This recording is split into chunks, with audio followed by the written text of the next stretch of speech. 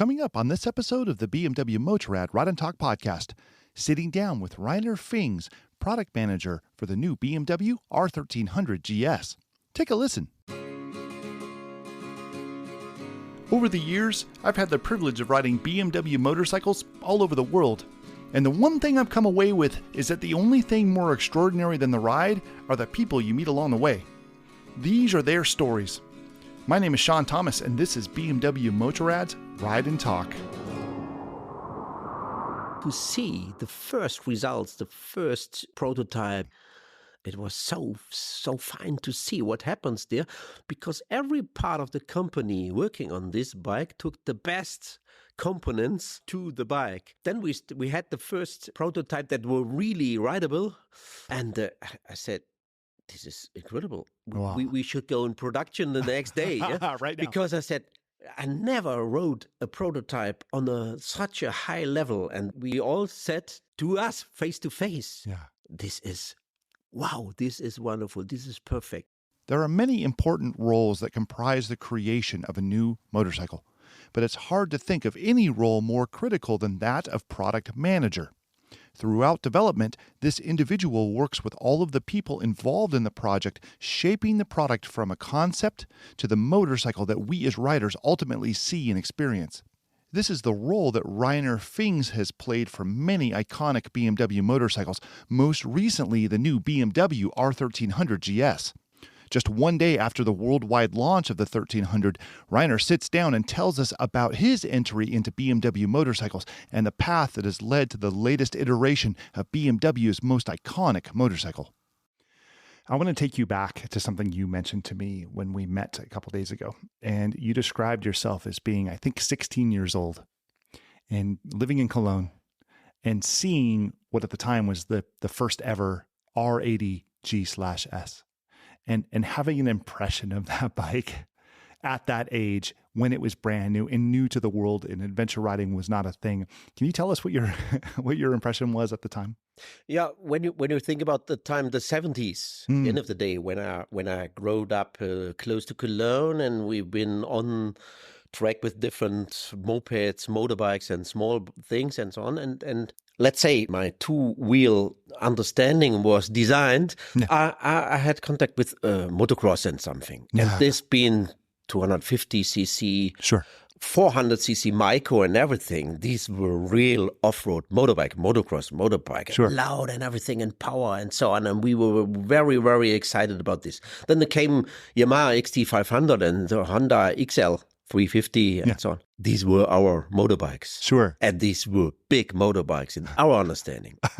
And then I came in the 1980s exactly to Cologne, to the, at this time called IFMA, International Motorbike and Bicycle Fair. And there was a company called BMW, no BMW from the car side, because my father did car racing with BMWs.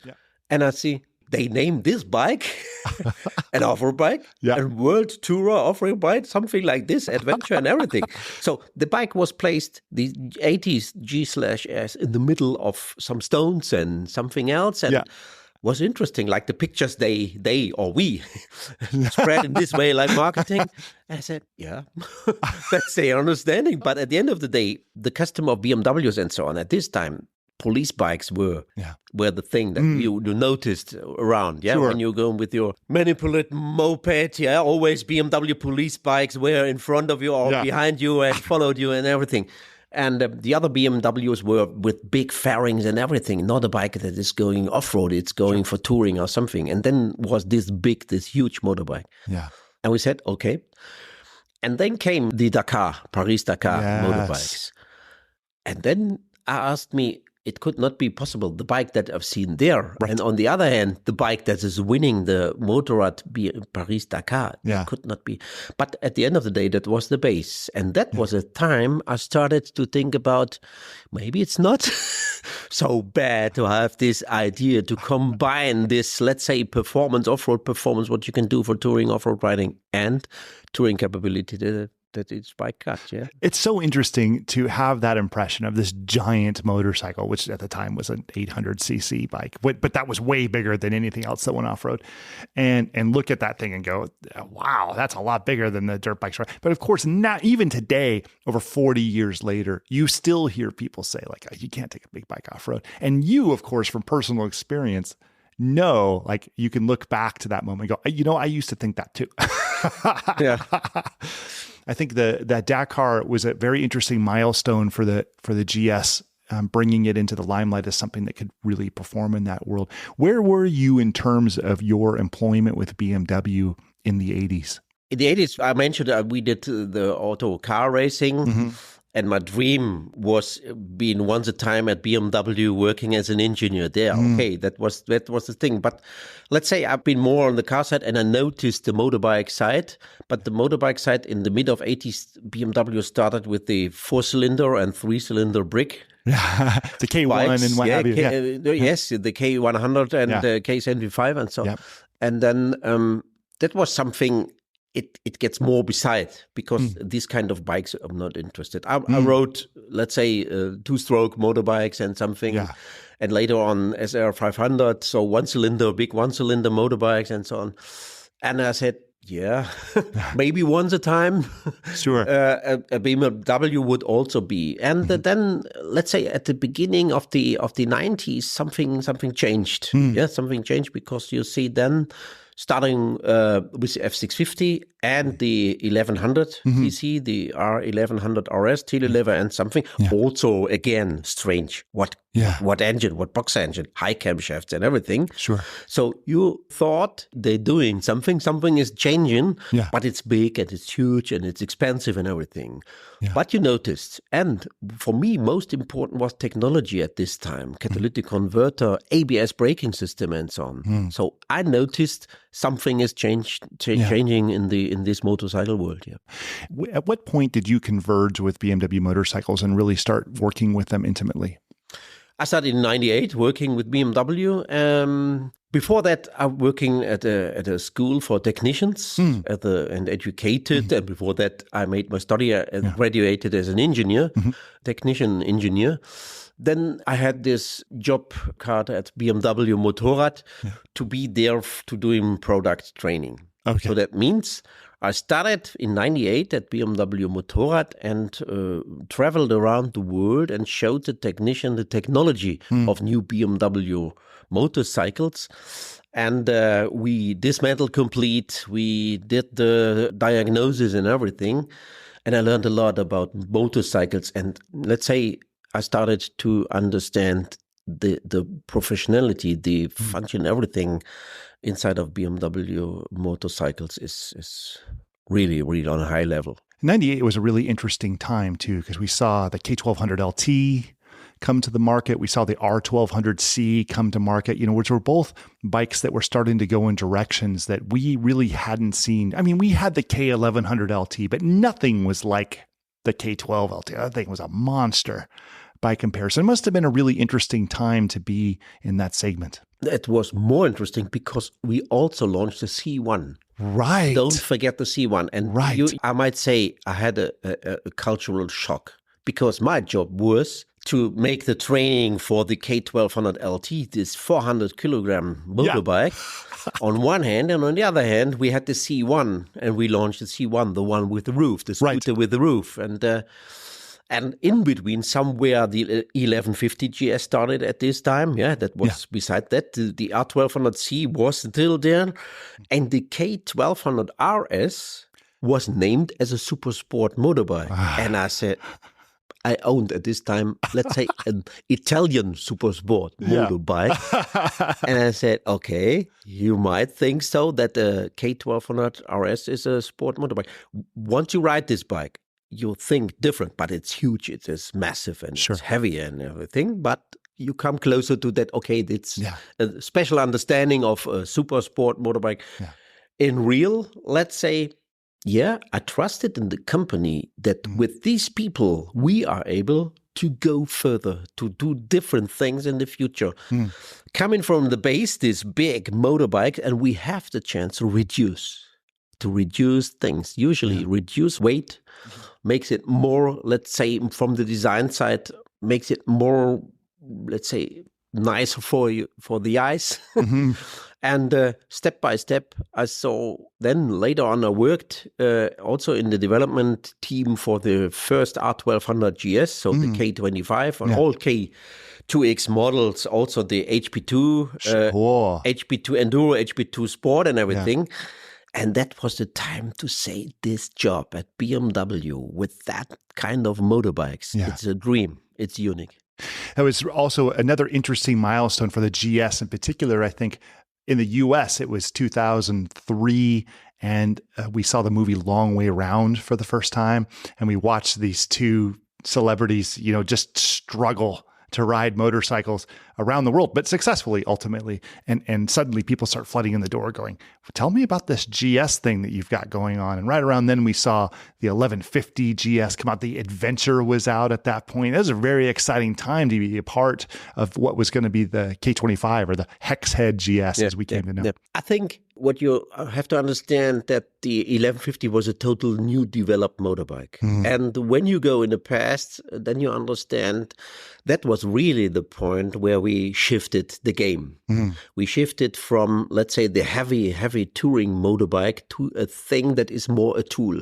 When you go technology in detail, there are some hints for this and 6-speed gearbox and everything, electronic system and so on, we changed.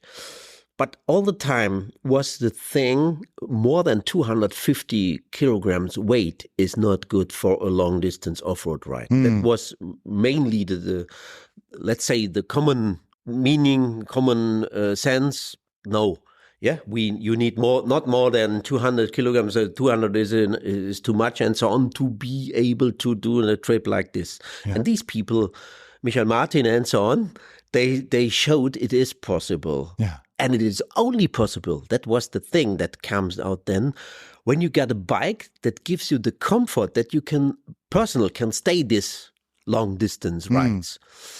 And the other way around, we said when we want to take care that everybody believes in that he is able to do this, we have to do something on the product side, reducing. And then we came from the 1150 to the 1200, we changed complete new design, everything, of course, boxer engine. But we did a lot of things to reduce the weight. We cut off things, that were good for many, many years. And we said, no, we will not do anymore. We leave this and we go in a different way. And yes, you see, at the end of the day, we increased, let's say, the attention on GS with the 1200 more than ever, more than estimated. And today you see where we are. And the GS in that iteration from the K25, that really stayed with us for quite a while. We saw the dual overhead cam in 2010, but generally speaking, that bike carried us until the liquid-cooled GS, and you were a part of that development too, yeah? Yeah. Liquid-cooled was a thing, let's say, when you ride an oil-air-cooled engine and you go in upper performance, then when you understand something from technology, from engines, then you feel that you reach a border. Okay, and you can explain it logical, what is better for cooling, and to use water instead of air or oil is something that is clear. Yeah, and we said, what is the way? What might be the way to fulfill also the regulations for the future? Right. And that was the thing where we had to say, we shift the game. We go to water cooled, make it more stable, and on the other hand, the vertical flow of the engine. When you see the compromises in the design of the engine, when the radial head, the 4-valve radial, the dual cam engine that you mentioned from 2010, it's a compromise when you air intake and exhaust and everything. And we changed the game and go from upwards to downwards. And this was a revolution. This was really interesting because in the past, you always had to have the exhaust valves facing the front of the bike because you had to cool them. And which meant the intake had to be in the opposite side, which meant it was right where your feet go. And we always would look at these big clunky intakes components right by your feet. And it wasn't even really that big a deal in terms of how you promoted it, but then suddenly the engine rotated and we have the intake coming in from the top, the exhaust coming out from the bottom, and it just made everything easier, all from that little jacket of water that's cooling in the couple little small spots. The benefits are really, really big. But let's say we've been 50-50 to say, shall we do this? Or is it a break in our hearts, in our boxer hearts, that the flow is different, 90 degrees turned around? But at the end of the day, you are not able to close your eyes when you look in the future. Yeah, you have to design, you have to create the future. And the future is you have to fulfill the regulations. Yeah, and therefore we said, okay, we bring both together. It's better for ergonomics to have this position. We will be able to design this. We make, when you notice it's the elbow tube to front, yes, that you come back to that design. But we got so many benefits in this 200 water-cooled engine, integrated gearbox and a lot of things inside, that we say, no, this package is so good. And we changed the game from the 1200 oil-air-cooled to the water-cooled in a way nobody estimated. And when you ride a bike like this from the first 2013 bike, you say, yeah, this is a game changer, not because only of the engine power and everything, totally different comparing to the old engine. Also, let's say ergonomics, design, and all the things, the function, we started with riding modes and so on. So we did not only improve the performance of this engine, we make it more controllable, more rideable, more customer made. So that means you are able with the riding mode and controlling systems and so on to operate your bike. I can't imagine being the product manager for the GS, and you handle the whole GS family. So we're talking about everything with GS in the name, yeah? And it is such an important and iconic motorcycle. And there are so many opinions just within BMW Motorrad alone on the direction that bike should go. How the heck do you come up with a path to the product that you're happy with and that everybody's happy with, given that there are so many different opinions? You need to have a big bag. Yeah? No, you need to have, let's say, experience. I think a lot of experience to see what is really important. Yeah. And what is the way how you get these really important things through the company. And my opinion is, from my position, is always there, when something is good, it will be there. If something is not so good, it should be not there. Maybe it's too simple, but when you're talking to people, you have to tell the people, why do you want this? Why is it good to go in this way and not that way? Yeah. An example, talking about performance. A lot of people think performance is enough. You have to display 180 horsepower, something like this. It's always better to have 150 and so on. And I want to accelerate. I want to be the first guy. And so on. Yeah, that's maybe true. But on the other hand, to control the bike is much more interesting. And when we talk, for example, about performance, I use this, let's say, name, performance. Yeah. But most of them think about maximum output, horsepowers. Yeah. And when I'm talking about performance, is it the way the bike gives you acceleration? Yeah. And therefore, responsible is not only the maximum output, therefore, usually, and that's the main thing that helps you to ride a bike comfortable and impressive, is the torque. Yeah.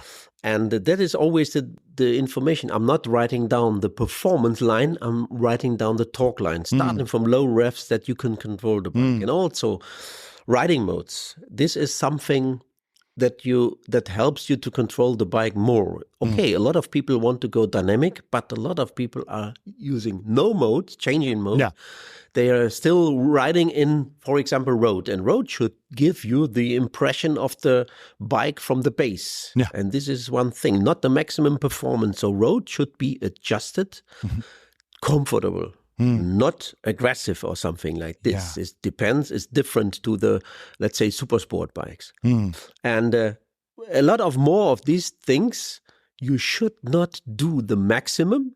You should see or notice the maximum, and you should adjust it in a way that you're a little bit below and take other benefits out of this. And this is a way to go this. You have to be a politician in any kind. You say, what is the thing the customer is asking for? And when you take, for example, magazines, or you ask customer and so on, what is very important for you? What is the thing? And so on. A lot of people telling magazine, power performance. Then you say, okay, noticed. And then you go back and say, what is the thing? And then we write down a little bit less on this and more on that. And then you ask the people, what is very important for you? Yeah, of course, the performance. Performance is okay. The value is good. But it's so relaxing to ride this bike. And then you got it right. Because the relaxed thing that is not on top of the list, is that what you make satisfied when you ride the bike. After 300, 400, 500 kilometers, you get off the bike and you say, I'm relaxed. And your friend with the competition bike is saying, okay, no, tomorrow we need to have a one-day holiday or something like this. That is the thing that's for me important. And I like to stay. A lot of people trust in me in that case. Some not. They want to go different way, and they say, okay, in the middle somewhere we are. And also with the new GS was the same situation. What is the right direction? And you have to adjust what are the targets. And we took the top points out of this. And on first, second, and third were the things that exactly are impressive that you see today. And that was, for example, not the maximum output for this bike. Yeah. And yet it does have quite a bit more power and it's lighter weight at the same time. So you do get that, but I can certainly understand how other factors has to be taken into account.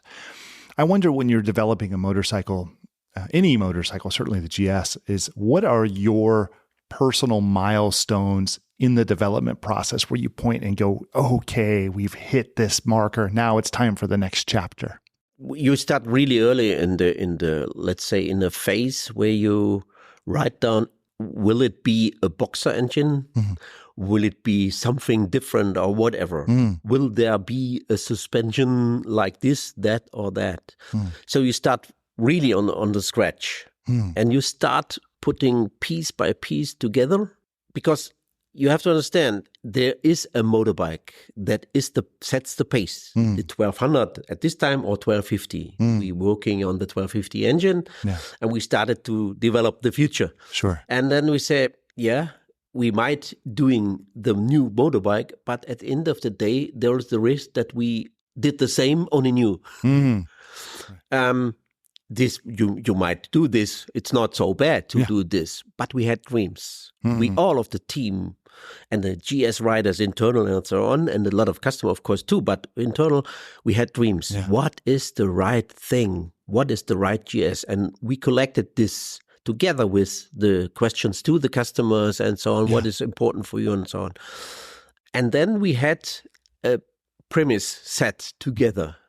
And then we looked at this, and then we said, okay, now we got it, everything on the bench, and we take the most important things, and discuss and do it to the top. And then we started, and that was a very, very interesting time because we set the targets that you think when you see that and you see the reality, though, the 1200, 1250, it is impossible. We are not able. We will not be able to reach this target.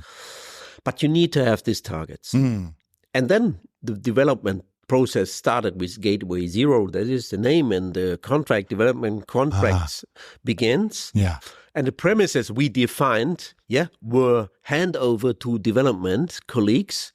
And then they started to work with it. And to see the first results, the first prototypes and everything, and their ideas that they have. It was so fine to see what happens there, because every part of the company working on this bike took the best components and took his part to the bike. And then we had the first prototype that were really rideable. And I said, this is incredible. Wow. We should go in production the next day. Right now. Because I said, I never rode a prototype on such a high level, and that was a really, really good performance from the development team, from the project team, and the project leader. we all said to us face to face, Yeah. this is wow, this is wonderful. This is perfect. It's so provocative to me to think of you sitting in a room with people and asking the question, the new GS, should it still be a boxer twin? I would think there would be a huge argument in the room just by asking that simple question. And then going from that to a sketch, seeing that sketch in a prototype, seeing that prototype getting manufactured a piece of time, hearing the motor start for the first time. I mean, that is massive. This is massive, yes. But on the other hand, more than 43 years, we are responsible for GSs. Yeah. And of course, you got your product, you got your 1200, 1250 GS. It is working, it is very successful, and everybody's telling you there's no other bike that compete, and you're winning the tests and everything. And but you've got a job to think about a new one. Then you're, let's say, a bit of exhausted. But on the other hand, the ideas that are beside the standard work, these are in the background, and they're coming forward when you think about. But when you want to change something, you have to change. Yeah, you have to change in the first time your mind. Turn around, think: is it right what you are thinking about a motorbike that is the best for the customer, and so on. Yeah. And therefore also you have to ask whether the thing that you are doing now is the right thing. And of course, we compared what is best engine type and so on. Yeah. Needless to say, a boxer concept is perfect for this motorbike. Yeah. Perfect at the end of the day, but you have to ask.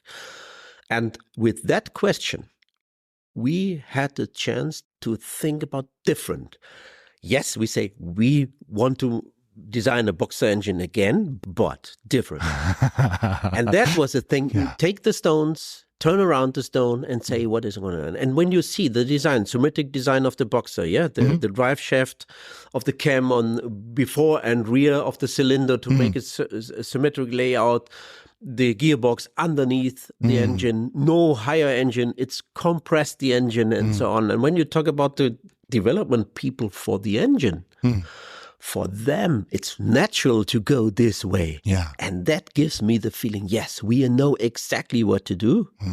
And if it would be my role for the future to say again, what is with a new one, I would say I trust in this company, I trust in the people that they give me an idea what might be the way for the next steps of this motorbike. I think there's so many things about the new bike that are new that it's easy, I feel like, for some of those things to get lost in the shuffle. Like, it's easy for people to think the 1300 engine is a 1250 that's been made bigger, and it's not. It's certainly a boxer twin, but it is a totally different motor.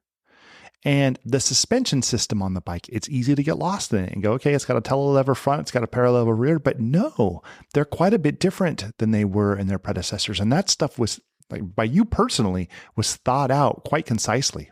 Yeah. Now, when you think about it, that for me is not my job to, let's say, to develop and find out all these technical details, really in detail. Sure. My job is to say, where should the bike be in 5 years? And the development colleagues, they deliver the technology or the product. Okay, I have to say, okay, when it's cost like this, we need to have something, finance back. The USP is so high, I maybe get more money from the customer for this and so on. Of course, all these business case discussions we've got. But at the end of the day, you've got a target where you want to be. And the colleagues tell us what is maybe the solution. They tell us, or they tell us only they've got a solution. I'm not interested in how they do, but we've got a solution. And they said at this time, and they said, okay, we can solve this. We got these solutions out of their box. And then we from the steering team said, oh, this is a lot of money. It is some weight and so on. And then they said then we asked, what will we get for this? And they said this stiffness and so on and so on. And we said, okay, we bought. This is the way how we get through, let's say, this step by step. That was obvious, so visible, and other things came, let's say, around during development process. But we said, where do we want to be? And the development department gives us the solution for this. And this is a thing you turn around and think about. And I'm been really surprised in some positions that it seems so easy to solve this. So easy to get from, for example, from the colleagues that are responsible to develop the engine. Yes, we can reduce the weight. Yes, we are able to make it more or less complex. Yes, we are able to miss a lot of parts in this engine. And I say, what is the way? But you have to think about the world is turning around day by day. And also from technology side, when you develop something and when you bring it in production 3 years after, in between the time, a lot of things have been changed. Your decision today is an old decision tomorrow. It's an old solution. So step by step it goes through. And the 1250 or the K50 is now 10 years in the market. You have to take respect. 10 years, a very successful motorbike. So we had a lot of time to think about. I think about how even within BMW Motorrad, you have all of these different development teams working on things like the S1000RR, which is always bringing us cutting edge technology, and which we oftentimes see migrate over to other models. We have the touring departments, where we see the R18s and the RTs, where they're getting adaptive cruise control that again get to migrate over. And that says nothing about the fact that this company also makes cars, and the cars also have all of their technology. How often are you connecting with those other development areas and gleaning from them things that you might use? I'm connected with people, not with product. When you see the people, when you understand the people, when you understand how they are, then you understand a little bit why the products they are working with are different from that you are doing. So for me, understanding, it's very important to be connected. To understand, for example, being on a motorbike side, being on a side where you understand why is a super sport bike, and what are their aims, what are their targets, weight, performance, handling, and so on, and so on, and so on.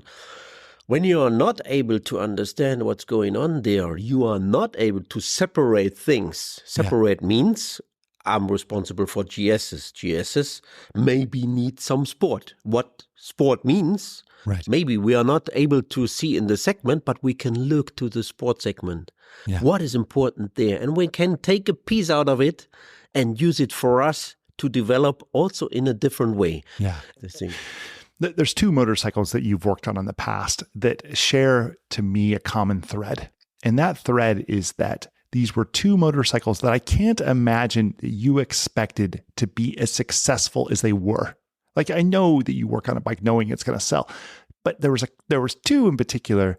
One was the R9T and one was the HP2. And these are two bikes that the HP2 is a cult classic and the R9T was an instant classic. Where is your head at when that was happening? Was that expected for you? Let's say both bikes are really from the heart and from the soul. When you think about, let's say, start with the older motorbike. At this time, HP2, we got different versions. We got HP2 Enduro, HP2 Mega Moto, both close together, and the HP2 Sport. HP2 was something that we said, we want to go really on the needle of sport, on the needle of dynamics and so on. And this changed, let's say, something in a company, because people that been in a company, they were like, or they liked more dynamic motorbikes. They come into front and they had the chance to show what is inside of BMW motorbikes, especially in boxers, what potential is in there. And that was something also like a game changer for us. So HP2 gave the chance to show that the Boxer is not only a touring motorbike, it is a sporty motorbike. Of course, not like a super sport, but you going on a sporty level, a lot of customer ask for. That was the game of the HP2. And the consequences, where we had the chance to work on this product, HP2 Enduro, for example, this 200 kilograms, seems impossible to reach it. Impossible. No chance to reach it, but we reach it. Yeah. And with a very, very concentrate project, of course, we had a lot of work with a small team, but we did it at this time. Yeah. Coming to the nineT. Yeah. The nineT is something that grows out of very, very motivated employees that are doing customizing for private. They're working on old BMWs and something like this and doing customizing. And at this time, me too, because I also been in my workshop, in a private workshop, design motorbikes in a way that's just for me. And I had the boss ask me whether I like to design the pre-series, the nineT concept at this time. Yeah. My job was to build the base on the first nineT to be presented at the EICMA. And then we presented this bike, and we were all freaked out that this bike, it was so successful from communication and everything. And at this time we said, yes, there is a chance for bike like this because a lot of crazy people like us, our customers, they will buy it. Maybe there's a good chance to say, okay, a few thousand units we are able to sell. Yeah. But at the time, as I am been a product manager, I never found out or noticed that so much people were, from the emotional side, impressed from a bike like the nineT. Yeah. We presented the nineT, and a lot of people came to me and said, I saw this bike, I went to the dealer, I bought the bike, and I said, I want to make my riding license to be able to ride this dream bike from my childhood. Wow. And that was a thing that we say, something was right at this time. That is really exciting when all of the stars align and something wonderful like that happens. That's good stuff. So as at the time of this recording, we are one day past the launch of the R1300 GS. And I got to see you once it was launched. I know you were exhausted the day. You're much more relaxed today. Now it's done. I'm sure there's still plenty to do. But what is next for you, Reiner? The next for me? Yeah. Coming down, okay. But of course, the bike is always the bike before the next one. Yeah. And in my portfolio are a lot of, let's say, sisters of the 1300, of course. Yeah. Needless to say, we are working on the products that will create or design the future. Yeah.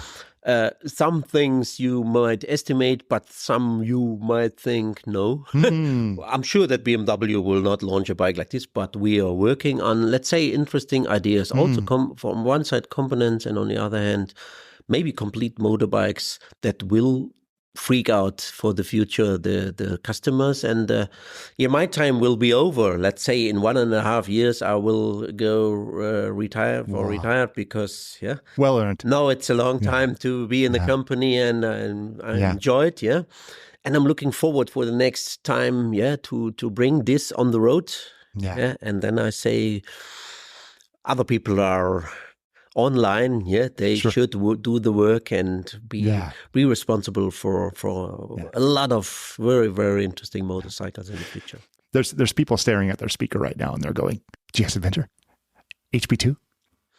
Yeah, GS Adventure, of course. There might be a GS Adventure, a big adventure always. Yeah, when you imagine today, we got this K50, K51, we talked 1250 GS Adventure. Yeah. Of course, the big one is always let's say, the one that is impressive and so on. And I'm sure also, like the 1300 GS surprised, also that one will be a big surprise. I think we can, for the here and now, we've got some toys to play with. We got the new middleweight GS series that just came out. We've got the new 1300 GS. We can be happy with that for a while. Yeah? Yeah. For a short while. Reiner, it was really good talking to you, man. Thanks so much for taking the time. You're welcome, Sean. It was a pleasure to be here. Rock on. We very much hope you have enjoyed this episode. We want to hear from you, so please rate, comment, and share your thoughts about this podcast. We have many more episodes on the way, so please subscribe, follow along, and share your requests for future episodes of the BMW Motorrad Ride and Talk podcast.